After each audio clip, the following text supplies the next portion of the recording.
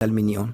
Jarama goye timbi. Hikka on tawaka e ngol doggol wotoɓe nder ndi leydi Guinée. Hoorejo jagorɓe o ɗum ko premier ministre France Siré o holli kadi ngol doggol ngol waylatake ɗo e suɓugoji hooreyaku waɗude. ɗum ɗo holli haray onon on tawatake e ɗi suɓugoji hikka ɗo. Minen ko men faala ko yo gonga tabitu ko halda kon yo hunne dimo huɗike hoore kamilu inni mi waɗata wata o firtu sina tawata ko firtinin kon koko o eɓɓano koko o andano fimu. Donc menen men inni o constitution ɓay ko fewtani ko sottugol dumbuya e ko o foduno kon fiwata o hunnu. Joni ɓe faala yo firtu o jogito laamu ngun ngu o jatti ngun o luttida e mum. Joni noon o holli en ko honɗum o faala ko honɗum o waawi. Ila o laami ko soñja leydi ndi. Yimɓe buyi warama ko ɓeynata disparition forcé waraɓe ɓen 6 boobu hoy keccoyi fella goɗɗo o te faali ko hombo felli ko honɗum o fellani. Yimɓe nayo mokkobaɓe leydi holoraɓe Fonike Mange, Billo Ba, Marwan Camara, Sadou Simaga, ɓen ɗon fof no andi ko hombo arani ɓe nangi ɓe. Ɓen ɗon yiitaka goɗɗo o anda hande honto ɓe woni si ɓe wuuri e si ɓe maayi. Yimɓe ñamude kaalisi bafata on no marsude. Frère Siman du on fof no faalamo hettude joni ittada ka leydi. Kaalisi no naatude e leydi. Ɗin noon konno wona hutorede. Ko fii maɓɓe hiɓe ƴettude ɗi sooda leyɗe darna cuuɗi ka nder leydi ton e takko ɗo on fof alaa ka ɓe soodali ma ka ɓe darnali.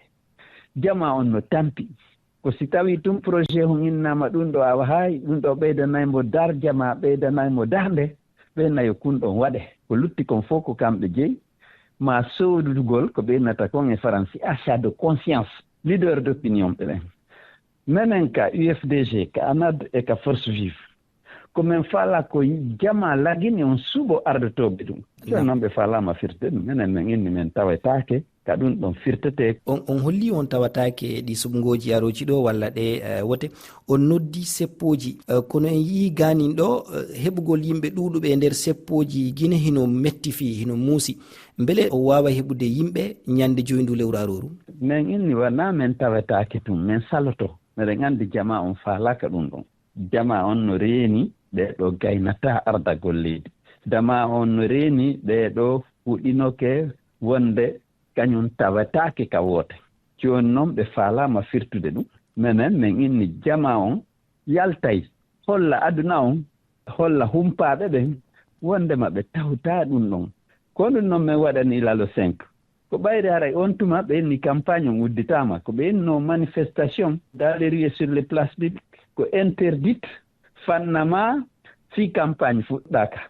Joni noon ɓe ray campagne fi référendum on udditike meɗen tan ƴini ɓe newnay yo manifestation on waɗi. Meɗen andi si newnama yimɓe ɓe wona no andi si yalti waratake nangatake haɓɓetake barmintake jama on fof yaltay holla wondema ene ɓe alda e maɓɓe e ko ɓe eɓɓi kon jattugol ngu laamu alora. Arten e nde fedde mon politique UFDG en yii ganin ɗo yimɓe ɓadiɓe on moƴƴa yimɓe ɓe hiɓɓuɗon ɗuɗuɓe i wiya nder nde fedde yehi tawti ngu laamu ɗum no yirɗon ɗum onon ko jamfani walla ko hunde nde habbino ɗon.